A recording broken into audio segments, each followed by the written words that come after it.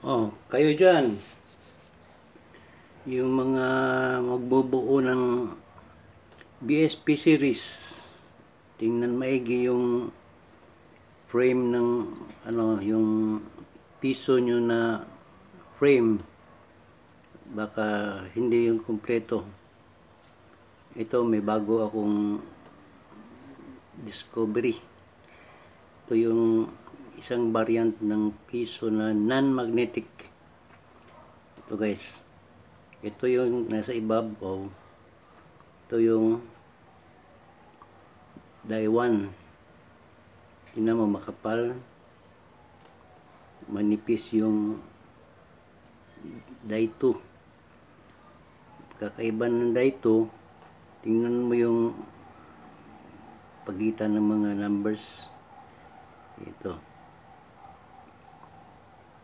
yun.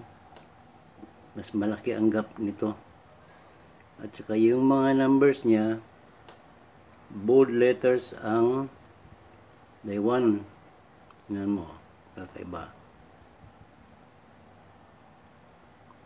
Makikita mo sa 9 yung gap niya dito, at saka yung gap niya dito, diba? Pati yung mga numbers niya, ito talagang matataba mga ito manipis. Pati yung outside rim niya manipis, yung die 2, ito makapal, diba? Pagdating naman sa araw, yan, medyo maliit yung yung die 2, mas maliit, diba? Kukumpara mo dito, ito matataba. At yung pinaka-araw niya, yan natin, yan,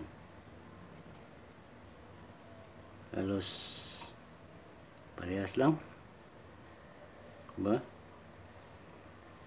Pero yung small stars niya, yun ang iba.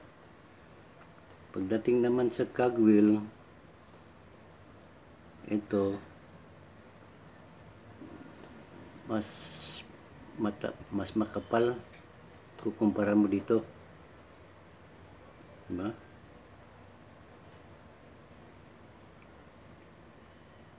Yung ngipin niya halos parehas lang, diba?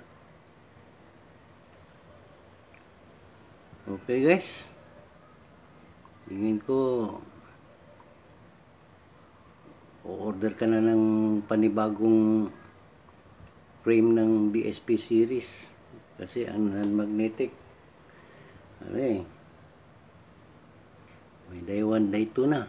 Tingnan natin yung year 2000 die 1, die 2, to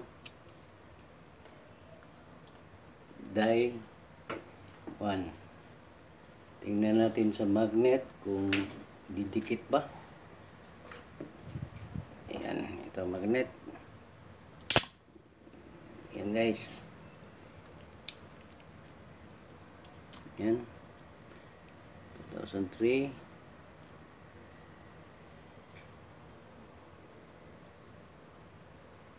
Ayan, wala guys.